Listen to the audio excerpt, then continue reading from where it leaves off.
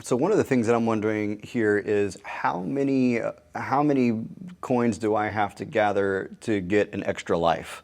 Like when does that? It's 100. Yeah, for you, Standard is you 100. play a lot. Yeah, you better cash all that Bitcoin in and move it to another blockchain for sure.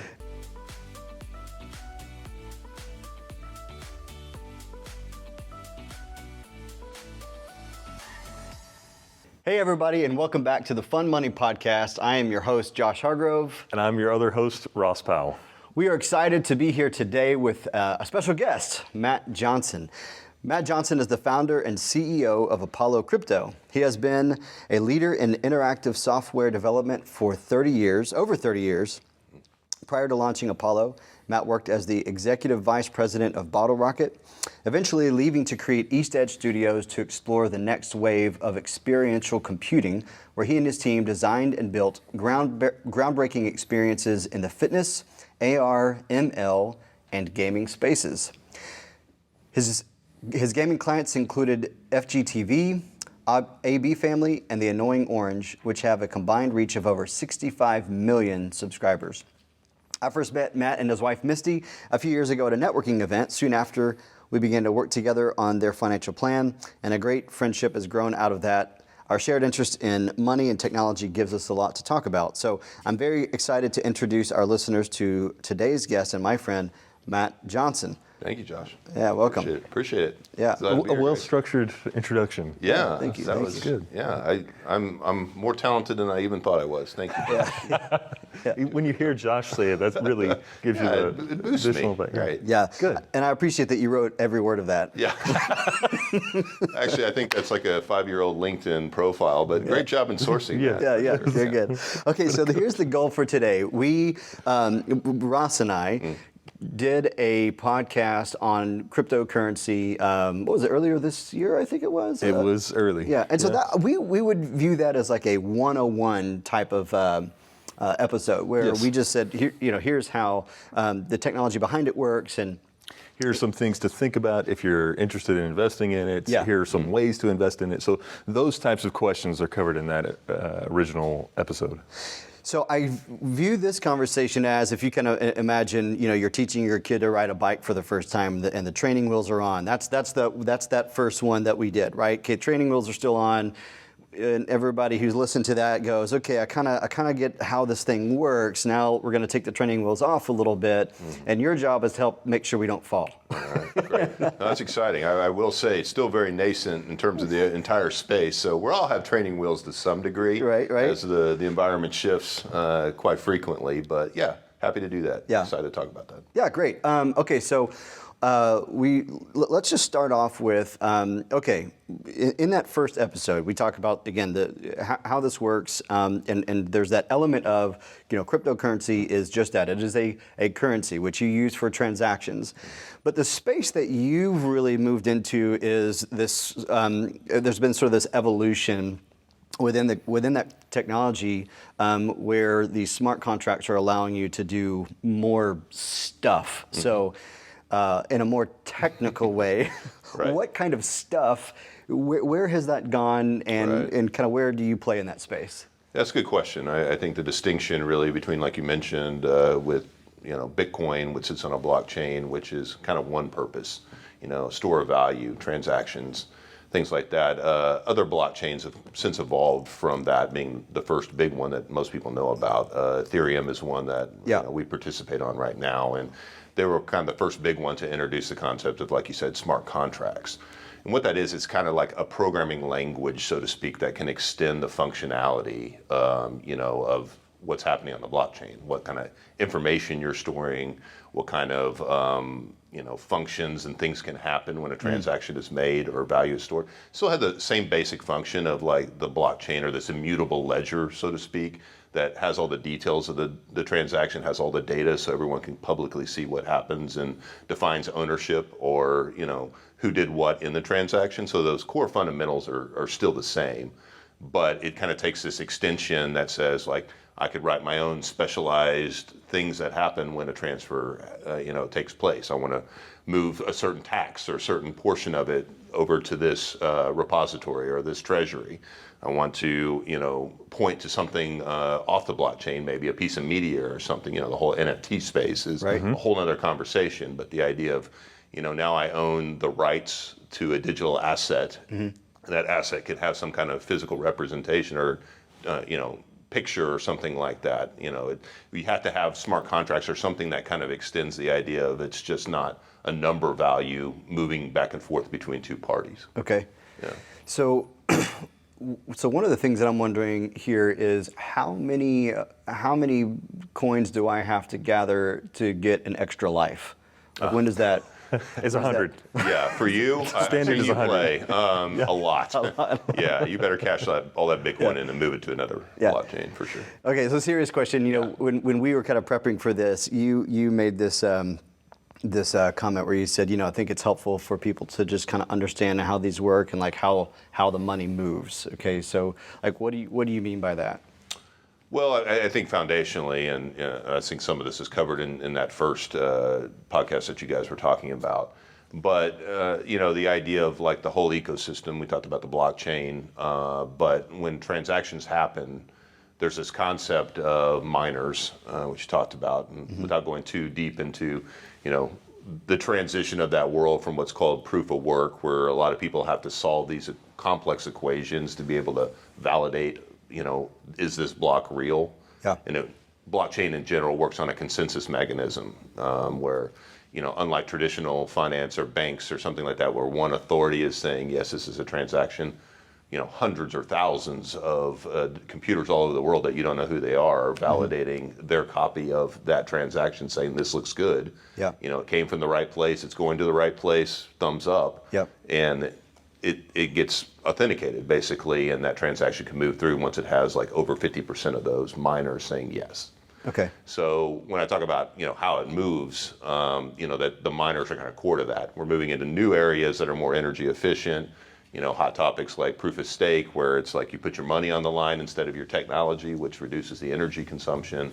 So that's a really hot topic in the news right now, is the idea of like moving to more energy efficient, but still retaining a lot of the security measures that make decentralized authentication really important.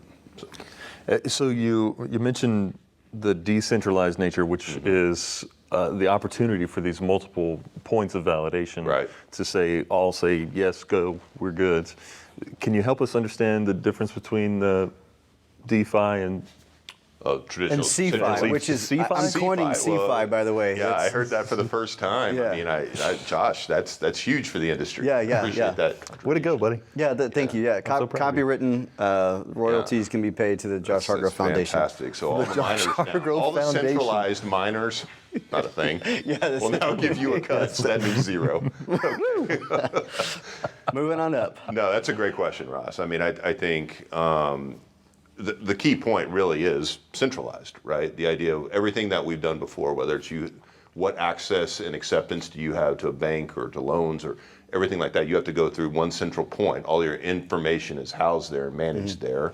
If something happens to that institution, if something goes wrong within their systems, you're kind of at their mercy. I mean, yeah, obviously, traditional finance has the FDIC and ways to protect and insure your money, but it's kind of like one group says yes or no to this. This move, decentralized finance, moves it more into a peer-to-peer type network. So I don't have to have certain credentials. Anyone can move money anywhere, money in terms of the form of crypto, anywhere in the world by using one of these networks without having to rely on this centralized point, which could have multiple failures. A lot of people think, well, that's kind of scary. And getting into crypto and understanding it and learning the steps the first time are for sure. I experienced that as well. But when you start to really conceptualize what's happening here, the level of security and redundancy, and just it makes sense that all these computers are going to do a better job of validating the system than one central point. Yeah. You start to understand the power of this and how it's going to be kind of foundational to how money moves in the future. Yeah, I feel like it's allowing the power of the crowd Right.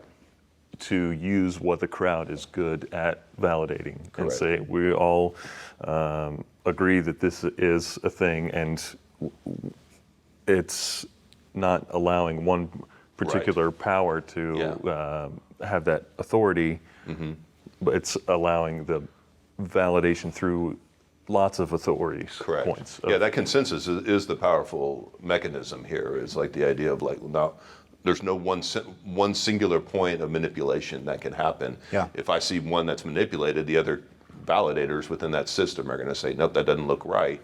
And This one thing is wrong because we're all seeing and the reject same thing. it, reject the transaction altogether, or we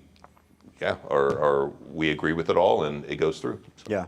So, I mean, this is my opinion, Sure. but I think like cloud computing and like, the internet, and, I remember, I'm old enough to remember, we're all old enough, I think, to remember, when the internet and email was first breaking onto the scene, and people were having similar interviews like this. And I remember I think it's Good Morning America. What is internet? And it's like, Sure. you hear that now and you're like, okay, that doesn't even make sense, right? But, and so I feel like that's kind of the space that we're in right now. For sure. But one of the things that I've wondered about is talking about the future and where things are headed. In our previous episode, we talked about how there are literally thousands of these things right now, and more entering the space every day.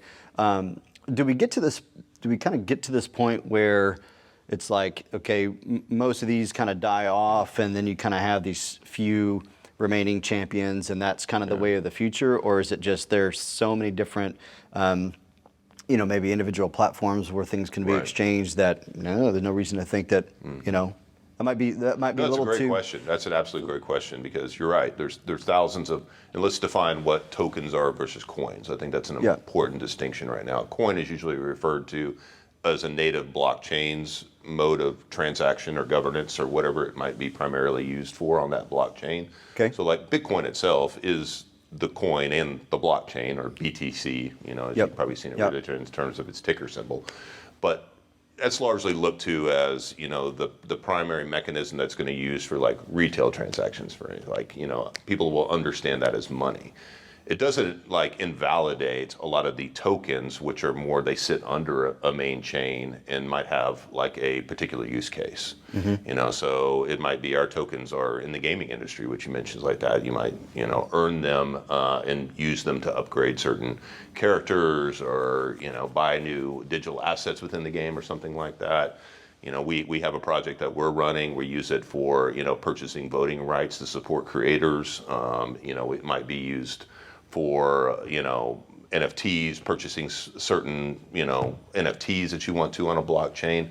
So I always use this analogy of like when I took my kids when they were young to, Chuck E. Cheese or something, I'd bring $5, I'd put it in this little machine, it would give me a certain number of tokens back. Yep. But those tokens had a particular use within their ecosystem to play their games. Yep. And then when I had to do another asset-to-asset transfer, I guess you would say, to exchange them for tickets, or when I won them, I had tickets, and then they could use to be transferred for a stuffed animal. Yeah. So these particular use cases or ecosystems could still run on tokens, and they all translate at the end of the day back up to like one of the main coins, like Ethereum or Bitcoin or something like that, to use as, back to your bank or to become Back to liquid this in the project. kind of point of entry or Exactly. exit of It's the really a whole point of entry or transaction. access, but you still can have value in certain specialty tokens under that chain that do certain things for particular use cases. So we want to spend a little bit of time talking about Apollo. So I think this probably is a good segue as you differentiate between coin and token, and that's that's an important distinction to make there. And I love the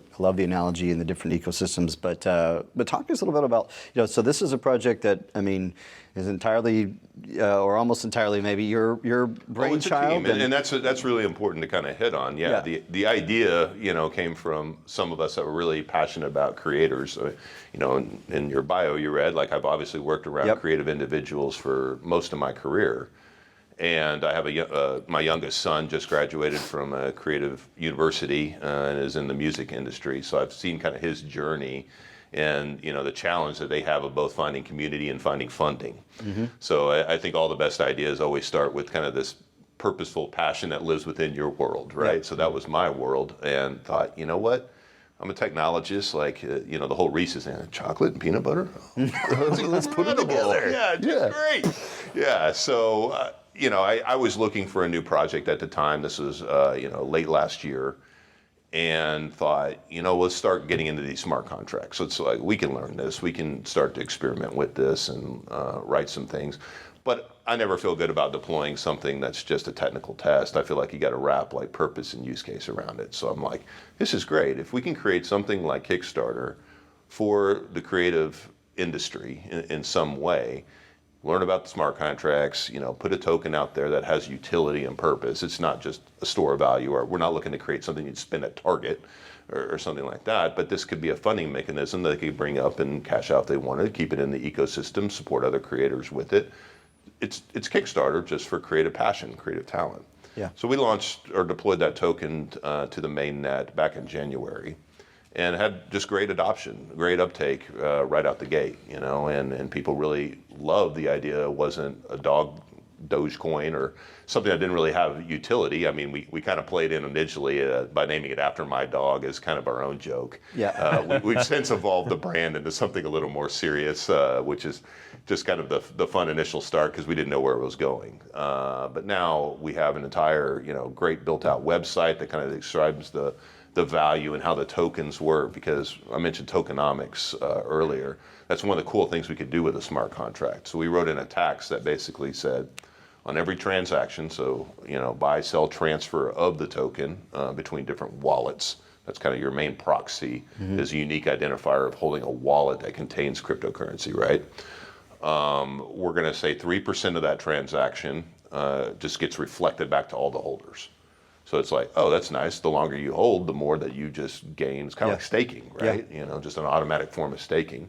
2% of it is going to be burned. So this is a deflationary supply now. So we started with, I think 1 trillion tokens, and we're down to like 900 billion tokens now. So 10% of the overall supply has been burned, which inherently makes it more valuable over time, right? And then 1% is going to go into what's called a DAO, or treasury, which is the main piece of code that manages the rules for how this is going to be distributed to the creators. Okay. So when we first launched, every transaction, 1% gets put into this DAO, builds up, builds up, builds up. And we have, built it up to millions of dollars now, and this is all money that the community votes on to give away. Yeah. That's why it's an important distinction to say, well, the idea was Genesis was here. Right. Like, but that's now not where it's it lives governance. Now it's people who hold tokens can vote on certain things that are improving the protocol. People are voting on yes or no, even against us at times. This is what we want to do with the project. It becomes a truly decentralized, community-based project, which is a little scary, having run centralized systems and built centralized systems my whole life, but it's really power to the people. Yep. Like, if they decide this is what defines a creator and that's who they vote for, that's where the money goes. Yeah. Wow, that's really interesting that you guys would, build this coin and then turn it over. Right. Not seek to Right. maximize your particular control, which is kind of a more And we live in a centralized world approach. that has control. It's idealistic to think that we could ever get to the full level of decentralization that we would hope to. And it's a process, right? We release pieces of it every month. We think, where can we do it? Where can we release it? Do it. Because there's security, there's safety, there's things that we don't want nefarious groups coming in and targeting in that. And we've dealt with some of them so far. It's just a reality of a new space. One of the thoughts or questions here is, like, do you have an application process to figure out where who can be listed as one of your voting choices of funds to go to, or is it just like open? Yeah, so we have a few parameters that were guided by feedback from the community. So there's an algorithm that determines the metrics that happen during usually a 2-week voting cycle, right?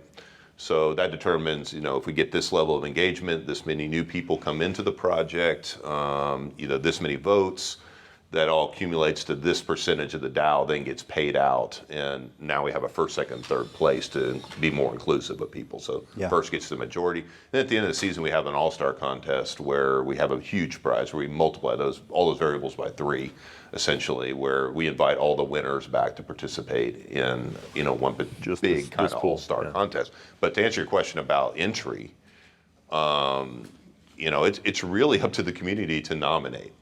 Now, we have some terms of service that say, we're not going to do anything offensive, or vulgar. I mean, art has a lot of interpretations. We found some edges to this so far, and we've let the edges go. That's part of like what we have to do in this kind of thing.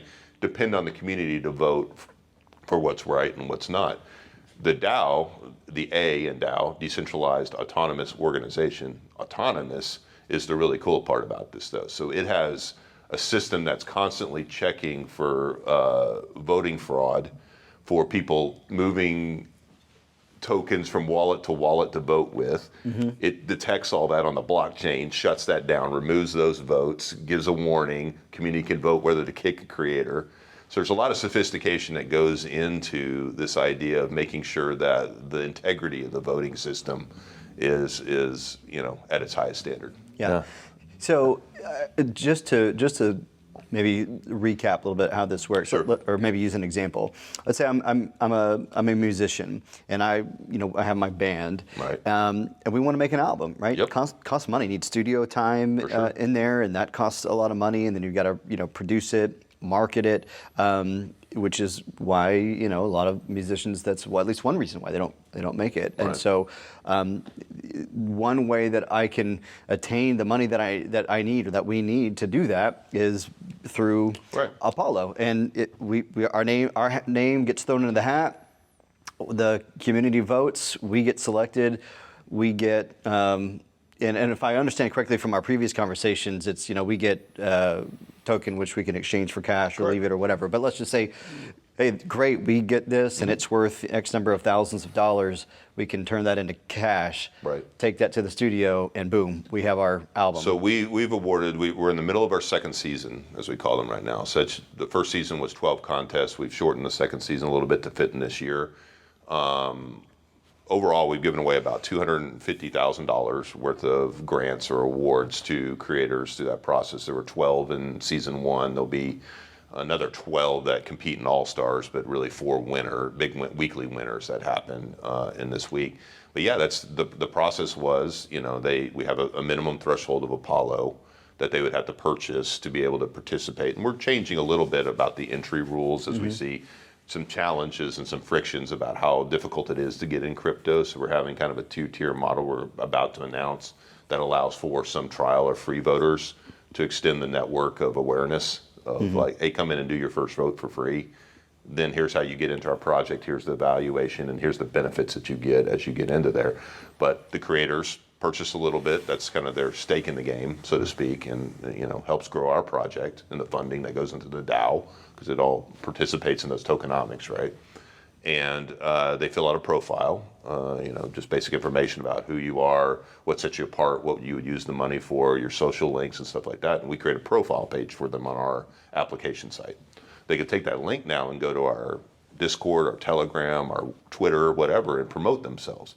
They come here to this page and link it. And all someone has to do is hold a very minimal amount of Apollo, come to that page, connect their wallet, say, yep, I want to vote, and they cast their vote. Yeah. And all of that is listed clearly on the blockchain in real time. You see what wallet voted for who. It could be completely audited in real time. And that transparency is what's really magical about this. And what other voting system, have you ever seen that has a level of transparency like that? Yeah. Right? I'm thinking about Can I mail my ballot in? That's what I want to know. I'm thinking about the American Idol's kind of style of texting in your vote of who you want, but limited to certain amounts. But I would assume that's related to how much Apollo you have, how much stake you have in the project is allowed you to have additional votes, or is it by wallet? It's not. There are a lot of projects that take this idea of like the more your weight is depending on how much you hold, and we just didn't think that was the most fair thing to do. So everybody's vote counts the same. Okay, interesting. That participates in this. Now, on governance of like the direction of the project, the weighted wallets definitely have more of a say in terms of vote as far as that's concerned. Right. So you use the analogy of saying this is kind of like a Kickstarter for artists, in the context of this crypto world. But where that analogy breaks down a little bit is if you think about Kickstarter, I put money into this thing for a business, and I might have some stake in that company. Let's say I have some equity in that company. if that company takes off. But there's not like, I don't have equity in this artist or something like this. And yet that Apollo token that I own, though I have a vote and money is granted, there's some intrinsic value, with that. What can I then do with my token? Yeah, and that's really our roadmap of kind of features of that were, we kind of segmented into like, what are the benefits for creators? That's pretty obvious. That's built into the main utility. But over time, voters themselves are holders of the token. Obviously there's a secondary market that, people buy, sell, and trade, like that adheres to the rules of most markets. But for us, it's like, okay, there's rewards that come every season as well for the voters. The more you vote, you collect. We have these badges that they get every week called POAPs, or proof of attendance. They're NFTs. Basically, you collect them all, you get this amplifier into a chance to win a certain portion of that DAO or that treasury at the end of the season as well. So there's a benefit to consistently supporting creators and voting, holding on to your tokens, and the idea of like kind of staking, I guess, as an industry term, your portion of it, not letting it go and holding it, has benefits to you for additional, benefit of gaining more Apollo. That's interesting how you're able to use this new approach to exercising the power of decentralization to get this voting and power into those hands to make these kinds of decisions and support for those artists that are appealing to and culturally, audience. I think one of the most interesting to that point is like the artists have stuck around largely. Like even after they've won and some of them have cashed out because they needed it to build their thing, I want them to share their stories. I want them to inspire people to say this is real and like this helped me get this equipment I needed. We would not have finished my education. I mean, we have such a diverse cohort of alumni that have come out of this already after, what have we been, 9 months or something that we've been doing this. Like they are really the champions of the idea of like they've brought in their friends that are creators, and this network effect then starts to take place of like, wow, if all these people are now, buying and selling and transacting those tokenomics, you know how that improves the economics of the token. That's the large vision. And then just, working through a challenging market right now and to build awareness is really where we're at. We're just really focused on building even when things are tough out in the market, right? It's like there always are things that you can do to improve the platform and the project. And one of those things, and again, I told you guys I would ramble, so this may end up on the editing floor, I don't know, is the idea of like it has to have a business model that could wrap around it beyond just this token, which is a access or utility for this. What's the business model? Well, the business model for us is sponsorship. So you can imagine if you're targeting creators, there's a number of companies that are going to either want to hyper focus on that segment of people that are interested in creative tools, that are interested in products associated with that. And so we went after this year. We created on season 2 the idea of like selling a sponsorship to a contest. So interjected between our main contest, we have a week-long sponsor contest for a Dallas apparel group here, urban apparel group called Center. So basically they bought the rights, which that money then goes into another treasury that supports the growth of the ecosystem and money that goes back to the holders, right? Doesn't go into our pockets. They bought the rights to a contest for sneaker design, and I have no idea. Like sneaker culture is a huge thing. Oh yeah, like massive. I mean, they made fun of me. I rolled in with my Stitch Fix shoes, and they were like, "What's going on here, man? Like you can't be a part of this." But they basically bought a bunch of Nike Air Force Ones, sent them out to like these pre-curated creators that applied, and we had hundreds and hundreds of applications that came through. Sent these shoes out and gave them kind of this fair level playing ground is like design your best shoe. And these contests have been amazing, like to see the talent and like what came out of this. And these people have been marketing to all their followers about, hey, look at my design, vote for my design. And so they'll culminate at the end of this year with their own all-star contest where the winners of their 3 contests will compete against each other for, I think it's a $25,000 prize, that will go out to them. And then the Center brand is going to promo their shoe in their physical retail location and maybe offer them some kind of deal or contract to kind of sell through, them. So that it gets the great. wheels That's turning. great. I mean, it's just like how much sponsorship dollars, whether that's a run of a season, whether that's an individual contest, a customized contest, a banner ad, that's just advertising revenue now that's coming through the project that gets translated into, growth.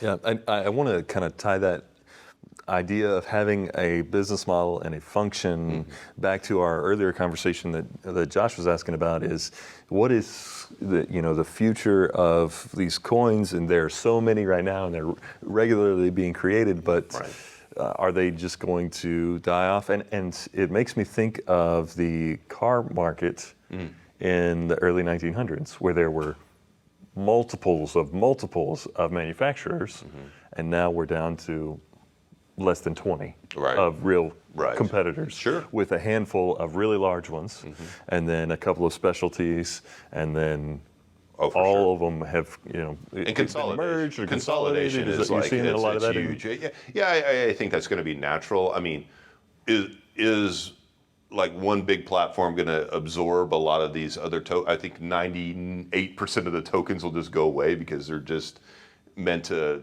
create a moment, so to speak, and find that. But I actually don't mind the down markets because it kind of weeds out who's really committed to it and who's really serious about it. And I think that's where we are right now. And then I think you'll see a lot of partnerships. Like we're starting to get involved in like these cross-project partnership conversations of like, oh, well, we have a large degree of creators that are into NFTs. Yeah. Oh, that'd be great. Let's find some kind of grant that we can give to your top 5 creators to come into our project to participate, and we'll do an AMA together or Ask Me Anything kind of promotional thing between us, and then maybe those join together at some point to become bigger communities that focus around the same thing, but then it scales my functionality and technology out for other groups that are building it. And isn't that the whole point of decentralization? Yes. Yeah. If we can tether these individual projects together, then we're getting away from me running all the code or the project or someone in my group to multiple communities that are bound together. It's very tribal in crypto right now, or for what I've seen over my brief stint in the last year and a half on it. And I've never understood why all these projects are like fighting against each other for the attention and eyeballs of their project, where it seems like we're all fighting for a degree of survival right now in the consolidation phase. So it's like, why are we not linking arms? Finding ways to get 100%. This has been really interesting, and I hope what those of you who are watching and listening or listening have taken away is the way that we started this, which is there's this evolution, and when you think about crypto, oftentimes I think the default is it's a medium of exchanging goods for services or currency for goods or whatever the case may be. But there's been an evolution, much like if you were in 1990 and you try to explain to somebody what is the internet, well, I mean, you could explain that. But in our limited thinking at the time, you might not have been able to realize how much it's expanded and what the capabilities are now. So what we've hit on today is a lot of seeing those capabilities come to fruition. And I think the example of what you guys have worked on with Apollo is a perfect way of just underscoring this is what's possible in this space, right? Technology's there. Like I said earlier, I don't think this is going away. I think that this is much like the internet of the early 90s. This is just a technology that's here. What it's going to look like 10, 20, 30 years from now, who knows? Right. But I love the idea. I love what we talked about, which is here is, if you think about crypto, you're not necessarily thinking about this Kickstarter for artists and all the capability, all the potential that could be there. So we're going to wrap up this episode and right there, put a pin in it. But we're not finished with you. We're gonna have a part 2. So make sure you come back for that one. And so what we'll dive into in the next episode is more like, okay, I've got it. Training wheels are off. I kind of see what's out there. Coin versus token. Let's talk about someone who's maybe thinking about actually investing in crypto, right? Particularly somebody who's not a technologist maybe, but okay, somebody who's wanting to invest in crypto. That's where we are going to go next with our next session. But before we wrap up, Matt, of course, we love music. We love talking about music. Okay. So we end every episode talking about what have you been listening to. If you need a second, Ross can go first. Yeah. All right. You ready? Need a second. What have you been listening to? So on the ride home, and I mentioned I have the younger son, so whenever he's in the car, we're listening to some form of house music or EDM. So I listen to a lot of that, and actually, I'm a fan. I appreciate it. I know a lot of people would think, "Oh, Dad, I can't stand this kind of stuff." There's some real talent out there. Yeah, I really sure. appreciate his craft and how much work and passion he's put into it. So I got to give a nod to that. I come from more of the eclectic mix of the '80s between some weird mixture of hair band to '80s pop, kind of stuff. Okay.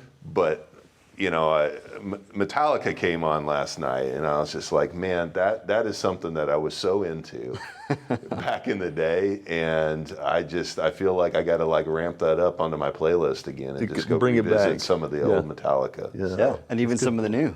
They've had a couple of albums in the last few years. It's old dog on that one. Yeah. What about you, Josh? What have you been listening I to? talked about on an episode at some point, I don't remember when, but I was curating a playlist that I had dubbed Jock Jams, and the reason was because I was going to see if I could work myself into being sort of a DJ for my daughters. Both daughters play volleyball for their school. And so like the pregame, postgame, timeout music, that kind of a thing. So I did it successfully, weaseled my way in, and so I have this. It's a folder. It's Jock Jams, and I have 5 playlists within that bigger playlist. And so I mean that is what I've been listening to because I've been playing it twice a week for the past four weeks. My Jock Jams. So I'll see if I can get that shared. And speaking of Metallica, there's some Metallica in there, 80s hair bands, 80s pop, even some, I don't have any BDM, like directly BDM, but you have some influence in some of the songs anyway. So BDM? Yeah, it's kind of like EDM, sorry. It's kind of like the what is it, the centralized? Oh yeah, I think the BDM is the bad one. Centralized exchanges. What was your acronym for centralized exchanges? It's similar. CFI. There we go. I call it Cefi. All right, How about you, Ralph? I've been listening to a playlist that someone else created and I found on Spotify, so shout out to the power of decentralization. Sure.